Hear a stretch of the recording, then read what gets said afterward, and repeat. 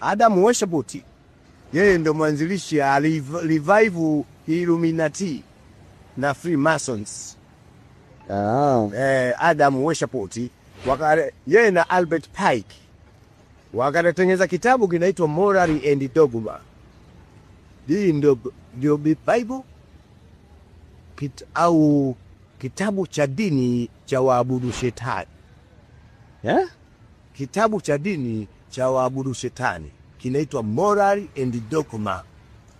Moral and Dogma. Moral, M-O-R-A-L. Moral and Dogma. Huyu ni Adam Weishaupt. Akaja mtu mmoja, huyu Adam Weishaupt alikuja mwaka 1800. Alizaliwa huko Germany, Bavaria.